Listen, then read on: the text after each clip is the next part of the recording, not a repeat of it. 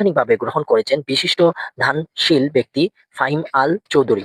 সম্প্রতি সামাজিক যোগাযোগের মাধ্যমে ব্যাপক আলোচনায় উঠে আসা কিশোরীকে ঘিরে জনমনের সৃষ্টি হয় আগ্রহ ও অনুভূতির প্রেক্ষিতে মানবিক উদ্যোগ নিয়ে এগিয়ে আসেন তিনি।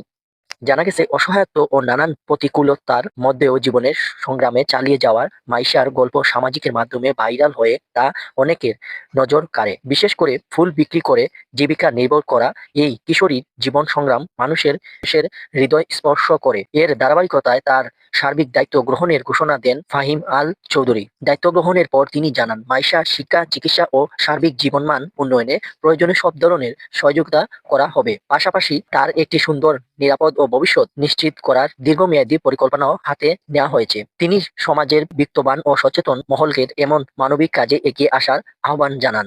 এদিকে ফাহিমা আল চৌধুরী এর উদ্যোগে স্বাগতম জানিয়েছেন স্থানীয় সচেতন নাগরিকরা। তারা মনে করেন এ ধরনের উদ্যোগ মানবিক পদক্ষেপ সমাজের ইতিবাচক বার্তা ছড়িয়ে দেবে এবং অসহায় মানুষের পাশে দাঁড়াতে অন্যকে উৎসাহিত করে। সব মিলিয়ে ভাইরাল ফুল কন্যা মাইশার পাশে দাঁড়িয়ে তারা দায়িত্ব গ্রহণের এই ঘটনা সামাজিক দায়বদ্ধতা ও মানবিকতার এক উজ্জ্বল দৃষ্টান্ত হিসাবে বিবেচিত হয়েছে। Swapan Malka Shiba, ABI TV YouTube channel.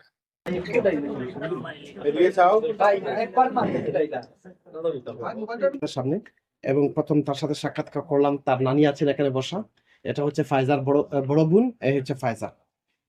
আমি যে আমার যে প্ল্যানগুলো নিয়ে ওনাদের সাথে কথা বললাম, তার মধ্যে প্ল্যানটা হচ্ছে যে ফায়জাকে বোর্ডিং স্কুলে দিতে হবে।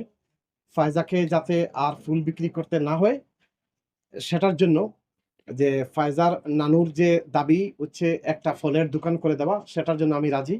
শুধু ফলের দোকান না, ফলের দোকানে মাল টাল যে যত কিছু লাগে সবকিছু দিতে আমি রাজি আছি। এখনো ফাইন্যান্সিয়াল যতটুকু সাপোর্ট লাগে ততটুকু দিব। তবে আমার শর্ত হচ্ছে ফায়জাকে বোর্ডিং স্কুলে দিতে হবে, যাতে ফায়জা কিন্তু সেফটিটা এখানে ইম্পর্টেন্ট, সামাজিক নিরাপত্তাটা হচ্ছে ইম্পর্টেন্ট। এরপরে হচ্ছে আমি ফায়জা যদি বোর্ডিং স্কুলে যায়, তার লেখাপড়ার দায়িত্বটা পুরো আমার, সাথে ওর পুরো পরিবারের দায়িত্ব আমার। ওদেরকে দোকান টোকান করে দিব, তারা যাতে চলতে পারে সুন্দরভাবে। একই অবস্থায় প্রয়োজন হয় আমি 10 লক্ষ টাকা ফিক্সড ডিপোজিট করে দিব যে ফায়জার নামে, যাতে এখান থেকে যে প্রত্যেক মাসে যে ইন্টারেস্ট আসে সেটা আমার ট্রাস্টের পক্ষ থেকে দেওয়া হবে। এই ইন্টারেস্টটা ফায়জার ভবিষ্যতের জন্য এই টাকাটা জমলো, এবং তার বয়স যখন 18 হলো, তখন সেই 18 বছর বয়সে সেই টাকাটা সে উইথড্র করতে পারবে। তো আমি এই বিষয়টা নিয়ে অলরেডি আমি ব্যাংকের ম্যানেজারের সাথে কথা বলছি, এই মাত্র ফোনে কথা বললাম সবার সাথে। আমি সবকিছু মানসিকভাবে রেডি।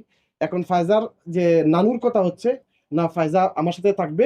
ফায়জার যে লেখাপড়া যে ব্যাপারে উনি কোনো সিদ্ধান্ত এখনো নিচ্ছে না। আমাকে আবার আপনাদের সামনে বলতে হচ্ছে যে আমি আপনাদের সবার কিন্তু সহযোগিতা চাচ্ছি এই বিষয়টা নিয়ে। কারণ আজকেও কালকেও আবার কিন্তু হয়তো এই নিউজ আসবে, ফায়জাকে আপনারা ফুলের দোকানে দেখলে যে ফাহিম আল চৌধুরী ট্রাস্ট দায়িত্ব নিল, তাহলে এটা কি হলো। আমি ব্যর্থ হয়ে আমি আপনাদেরকে জানালাম যে আমি আপনারা যে আপনারা নিজেই যে ফায়জার আম্মাকে আমি 1 মাস সময় দিছি, নানিকে 1 মাস সময় দিছি। আপনি 1 মাস সময় চিন্তা করবা, আপনার নাতি আপনি চিন্তা করবেন যে কি করবেন না করবেন। নানি যেহেতু আসেন, নানির মুখ থেকে আমরা শুনি বিষয়টা কি সিদ্ধান্ত। ফাইজারে নিয়ে স্কুলে লেখাপড়া করাইলাম না, আপনি যখন আমার দায়িত্বটা দিয়েছেন, আমি ফাইজারে রাস্তায় লইয়া আনলাম না, যে ফাইজা আমার কাছে থাকলাম না, তাকে আমি স্কুলে লইয়া গেলাম না, আইলাম না, কতটুকু আছে। যখন তারা ধরছেন, তখন আবার কথাটা আইছে যে বোর্ডিং স্কুল বোর্ডিং এ দিবা আপনি, ওই বোর্ডিং এর নিচে আমার রুম লইয়া দেবো হইব, এখানে থাকা লাগবো। ফাইজা স্কুলে যাইতে আশেপাশে হয়েছে, আশেপাশে কইছেন তো বল। 4-5 টাকার কথা, সে কিন্তু স্কুলের যে ক জানে না।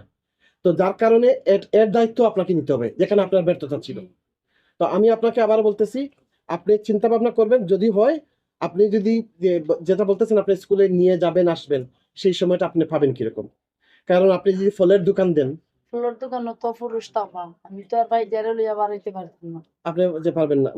আচ্ছা ঠিক আছে, তাহলে আমি আপাতত যে এটা নিয়ে আমার ট্রাস্ট সেক্রেটারির সাথে, ট্রাস্ট সভাপতির সাথে আলাপ আলোচনা করতেছি। 2টা অপশন আমরা পেলাম। এর মধ্যে একটা অপশন হচ্ছে উনি স্কুলে নিয়ে যাবে আসবে, এটা আমাদেরকে লিখিতভাবে দিতে হবে যে স্কুলে নিয়ে যাবে আসবে, এবং সাথে আমরা একটা ফলের দোকান করে দিলাম। আর একটা হচ্ছে বোর্ডিং স্কুল যদি করি, সেই বোর্ডিং স্কুলের পাশে ওনাকে কোথাও থাকতে দিতে হবে, সেই ব্যবস্থাও আমরা মাথায় রাখলাম। এবং এই সিদ্ধান্তটা আপনাদের সবার মাধ্যমে আমি খুব শীঘ্রই আপনাদেরকে জানিয়ে দেবো। তবে আজকের পরে আল্লাহ ওয়াস্তে আমি আপনার কাছে একটা রিকোয়েস্ট করবো, হাত জোর করে। রিকোয়েস্টটা হচ্ছে আপনি কোনো ফুলের দোকানে জি না, ফাইজাকে আর নিয়ে যাবেন না। আমি সব সাংবাদিকগুলোর কাছে কইছি যে ফাইজার একটা বইন আছে, যেটা করতে পারবেন। আমাদের এবিটেভ 24 ডে ইউটিউব চ্যানেল ও আমাদের পেজের সাথে থাকেন।